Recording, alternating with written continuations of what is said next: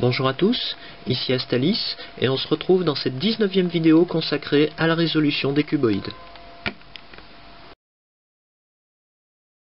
Le but de cette 19e vidéo, c'est de vous montrer comment résoudre facilement un 3 par 4 par 5. Pour résoudre le 3 par 4 par 5, vous devrez d'abord être capable de résoudre le 2 par 3 par 4 et le 3 par 3 par 4.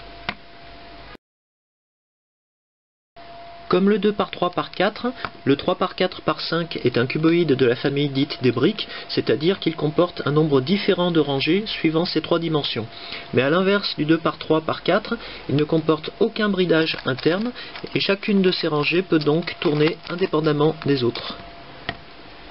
De la même manière que le 2 par 3 par 4, le 3 par 3 par 5 est capable de se déformer au cours de sa résolution.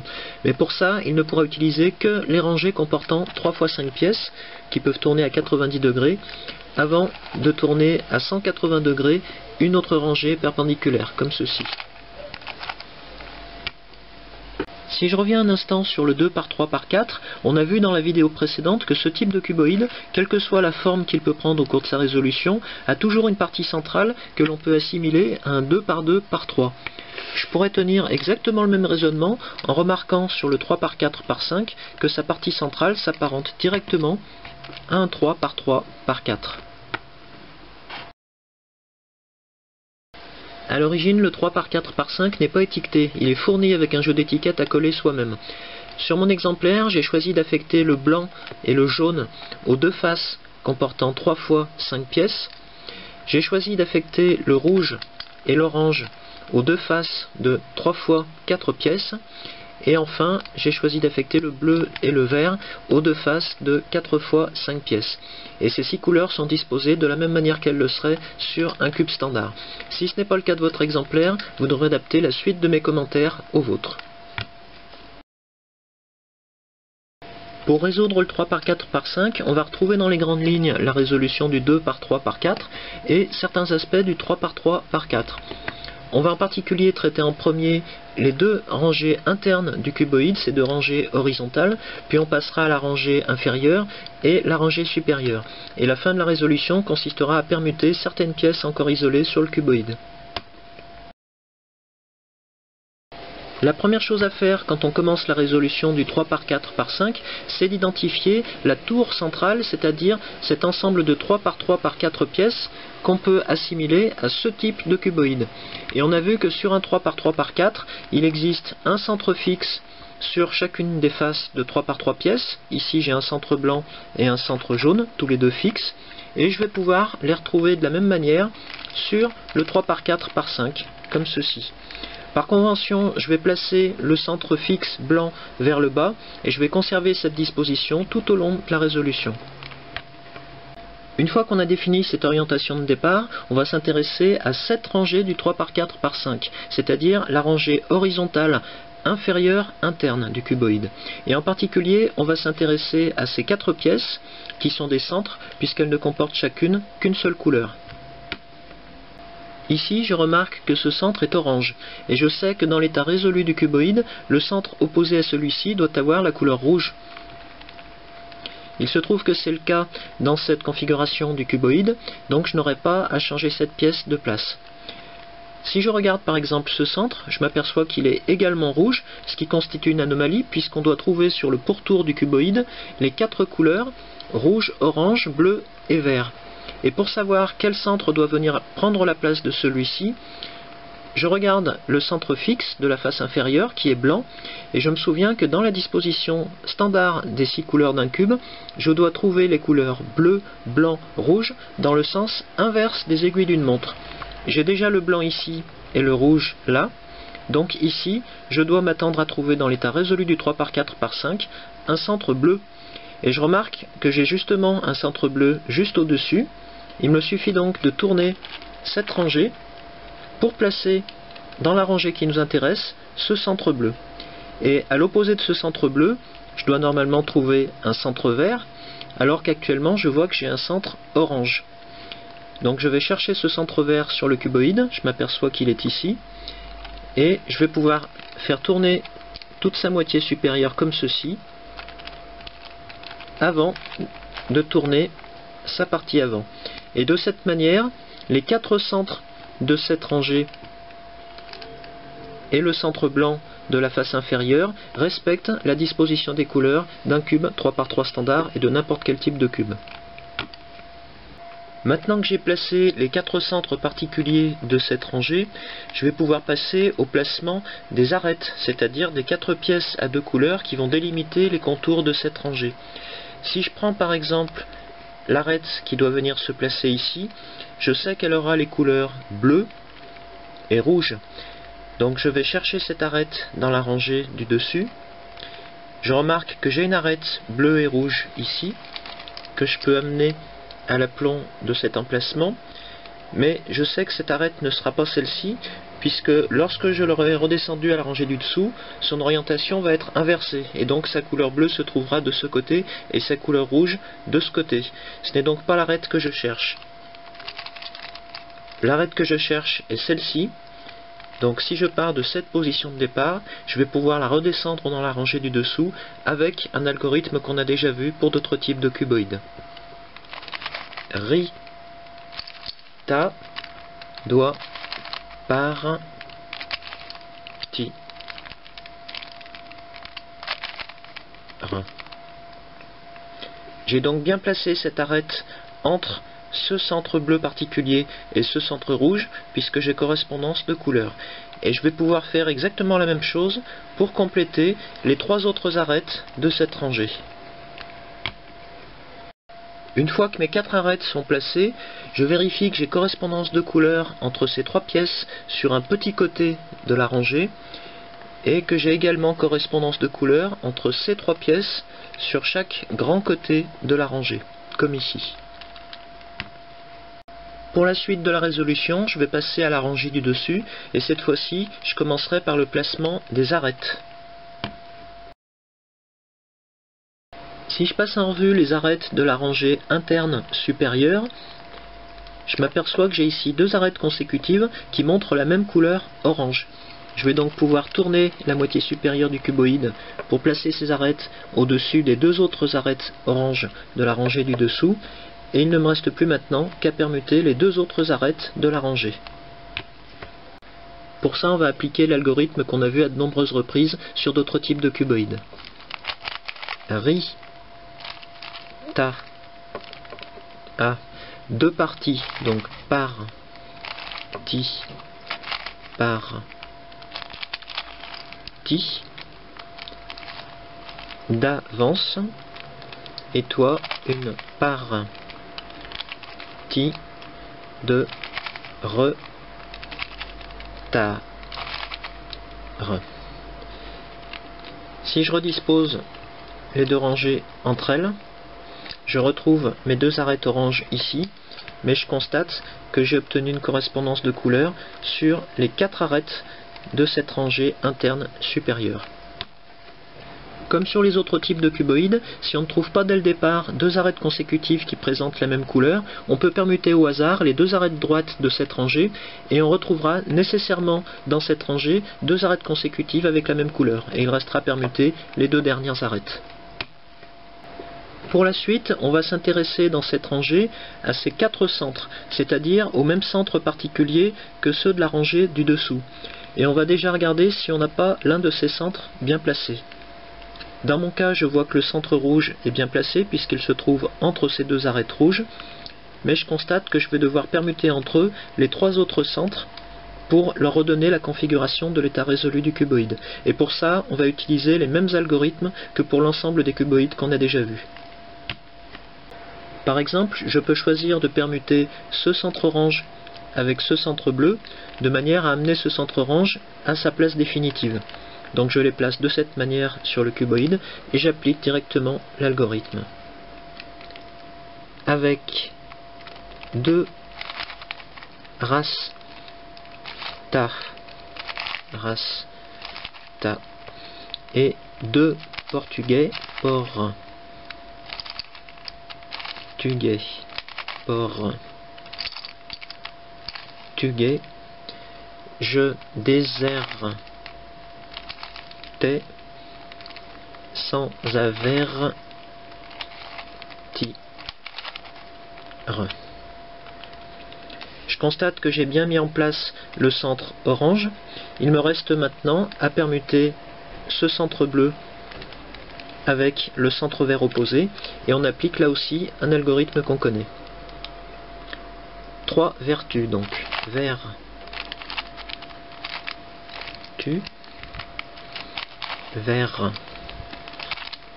tu, vert, tu. Et de cette manière, on voit qu'on a bien établi la correspondance de couleurs sur l'ensemble de ces 4 centres particuliers de la rangée interne supérieure. La suite de la résolution se passe dans la rangée inférieure et en grande partie sur la face inférieure blanche, la couleur de ce centre fixe, puisqu'on va chercher sur cette face à obtenir l'équivalent d'une croix blanche sur un cube, c'est-à-dire l'ensemble de ce centre fixe et de 4 arêtes blanches qui vont l'entourer. Et ces arêtes, je vais les choisir sous la forme d'arêtes courtes, comme par exemple celle-ci, ou comme des arêtes sous forme d'extension, comme celle-ci. Mais elles devront toutes avoir au moins une facette blanche. Dans mon cas, je constate que j'ai ici une arête blanche et rouge. Je vais donc pouvoir tourner toute la rangée inférieure pour amener cette arête blanche et rouge en correspondance de couleur avec un centre rouge dans la rangée du dessus. Je n'ai pas d'autres arêtes blanches sur les 3 autres directions de la croix, je vais donc devoir les chercher sur la face supérieure du cuboïde. Par exemple, je m'aperçois que j'ai ici une arête blanche et bleue qui est courte. Alors si je recherche la couleur bleue sur une face latérale du 3 par 4 par 5, je m'aperçois que j'ai ici les 2 centres de couleur bleue, ce qui veut dire que l'arête bleue et blanche devra venir se placer ici. Pour l'instant, elle se situe à cet emplacement, donc ce que je peux faire, c'est par exemple retourner toute la partie avant du cuboïde. Je peux ensuite amener cette arête bleue et blanche à cet emplacement, et je peux retourner à nouveau la partie avant en entraînant cette fois-ci avec moi cette arête blanche et bleue. Et je vais m'y prendre exactement de la même manière pour placer l'arête qui est ici et qui sera l'arête blanche et orange, et l'arête qui doit venir ici qui sera une arête courte et qui sera l'arête blanche et verte. J'ai ici reconstitué ma croix blanche puisque je constate que chacune de mes 4 arêtes blanches est bien en correspondance de couleur avec le centre dans la rangée du dessus, et je vais pouvoir maintenant m'occuper des coins de cette rangée inférieure.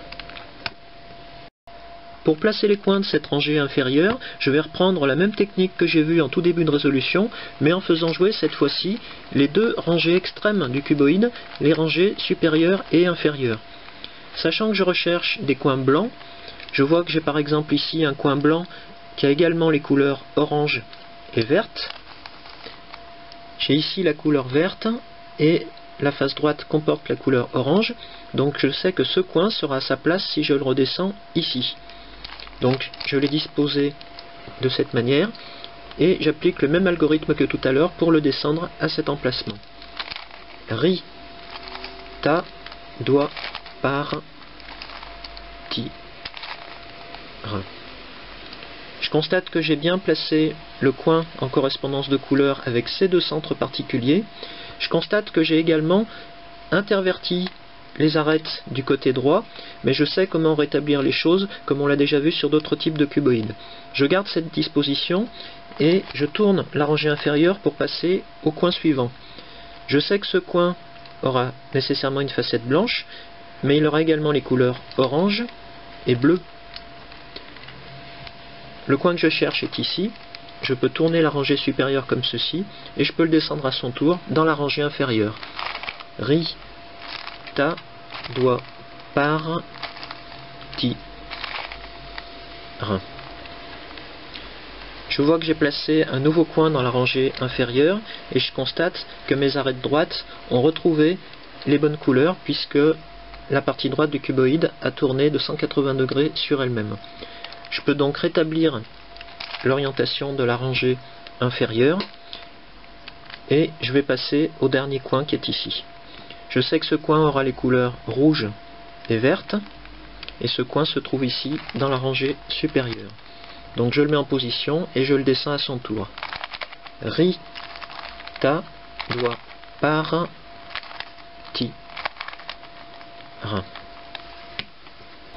Dans mon exemple, j'ai placé les 4 coins inférieurs, mais je vois que la mise en place du dernier coin m'a laissé une permutation des arêtes droites du cuboïde.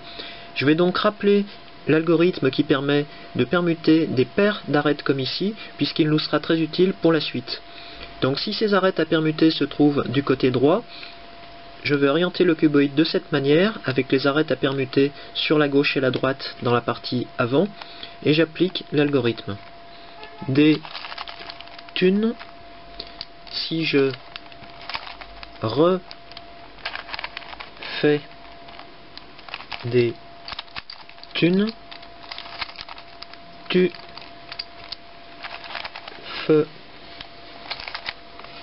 feras des thunes. Et je constate que j'ai bien rétabli la position des arêtes latérales. J'en arrive à la rangée supérieure du cuboïde, et exactement comme pour la rangée du dessous, je vais d'abord mettre en place les coins de cette rangée. Et je vais utiliser exactement les mêmes algorithmes, sachant qu'ici, les rangées horizontales que j'aurai à faire tourner seront cette rangée supérieure et la rangée inférieure du cuboïde. Mais le principe restera exactement le même.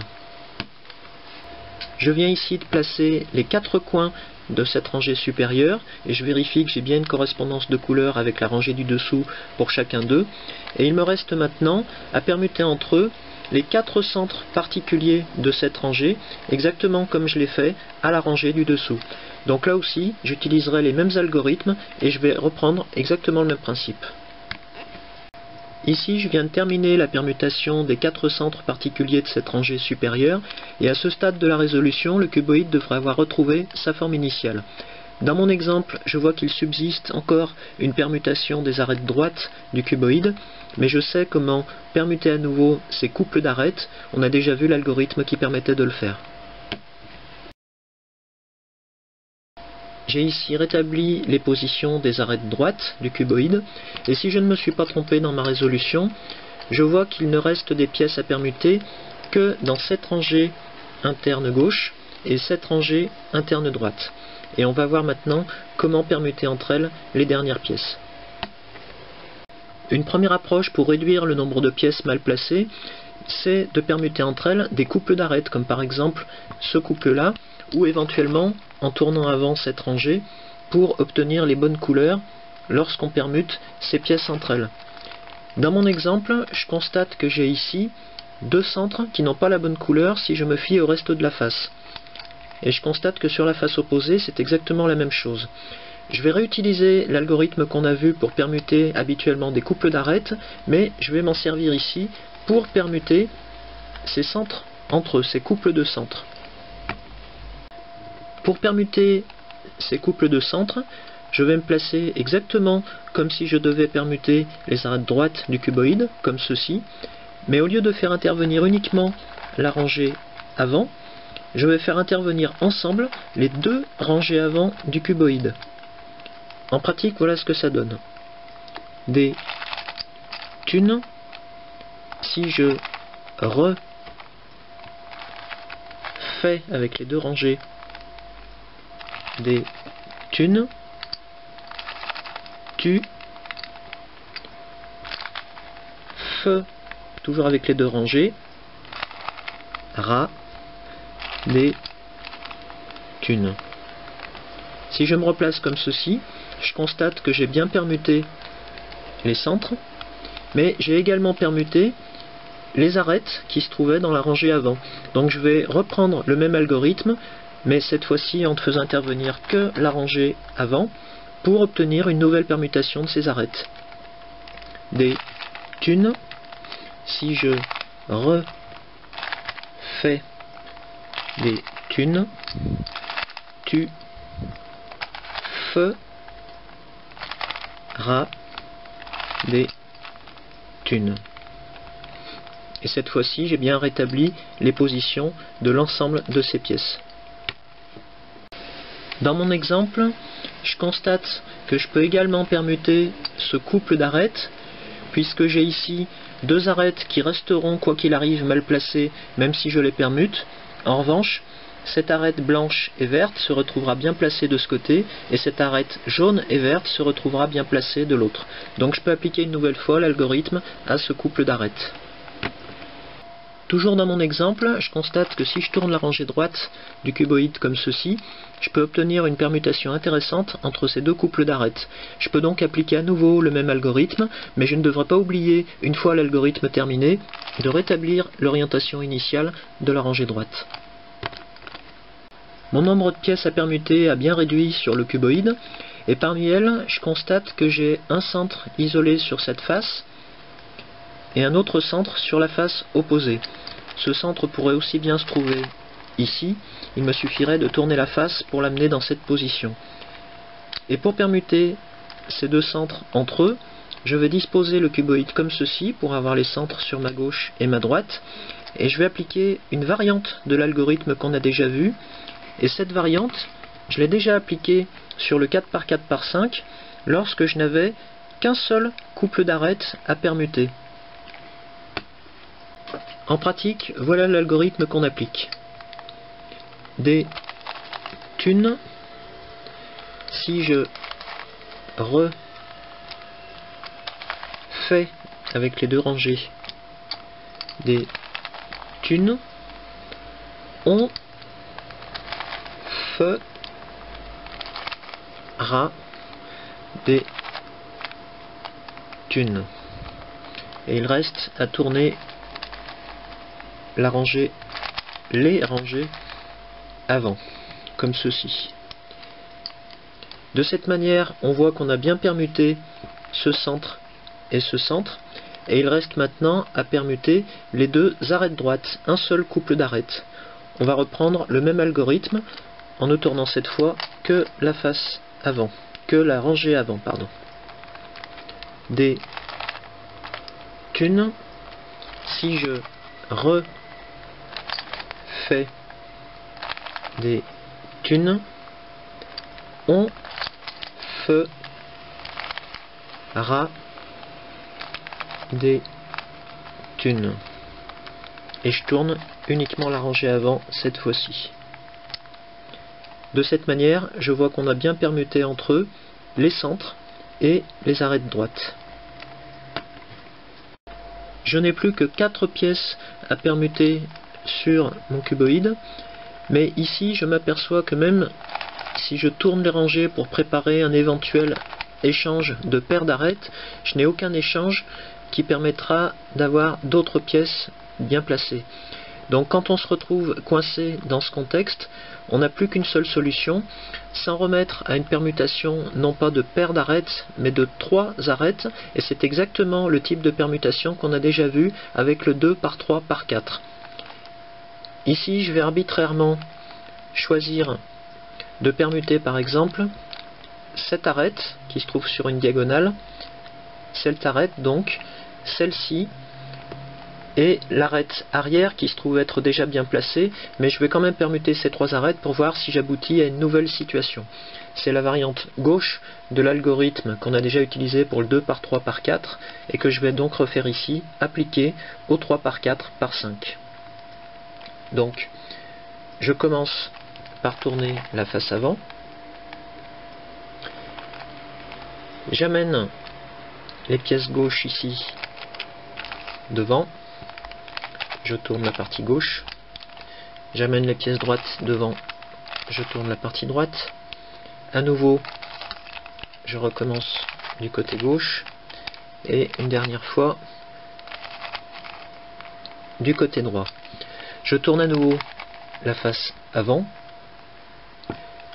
Je fais tourner la rangée interne gauche, c'est-à-dire celle-ci. Je tourne à nouveau la face avant. Mon algorithme était la variante gauche, donc c'est le seul moment où je fais tourner l'autre partie du cuboïde, comme ceci. Et je reprends au début. J'amène les pièces gauches devant. Je tourne la partie gauche, j'amène les pièces droites devant, je tourne la partie droite, je recommence du côté gauche, j'amène les pièces de droite devant et je m'arrête là. Je tourne une dernière fois la face avant et je tourne une dernière fois la rangée intérieure gauche, comme ceci. Je me retrouve dans une nouvelle situation où j'ai toujours 4 pièces mal placées, mais ici je vois que je peux par exemple permuter ce couple d'arêtes, ce qui ne changera rien sur les 2 arêtes du bas puisqu'elles ont exactement les mêmes couleurs, mais ce qui permettra de placer cette arête verte et jaune ici.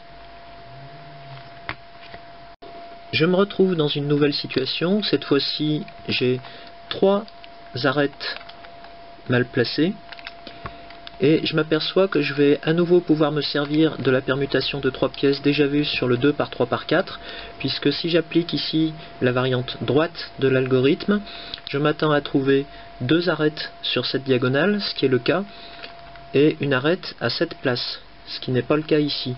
Mais il me suffit de tourner la rangée inférieure comme ceci, et je vais pouvoir permuter entre elles ces 3 pièces. Je viens ici de terminer l'algorithme dans sa variante droite, et il ne me reste plus qu'à rétablir l'orientation initiale de la rangée inférieure. De cette manière, je vois que j'ai bien résolu le 3 par 4 par 5. Comme vous le voyez, le 3 par 4 par 5 demande un petit peu d'inventivité dans les dernières phases de sa résolution, lorsqu'il ne reste plus que quelques pièces encore mal placées sur le cuboïde. Mais on pourra toujours y parvenir en appliquant l'une ou l'autre des différentes méthodes que je vous ai exposées dans cette vidéo. Maintenant que vous savez résoudre le 3 par 4 par 5, je vous propose dans la vidéo suivante 2 résolutions détaillées. Une du 2 par 3 par 4 et une du 3 par 4 par 5. A tout de suite.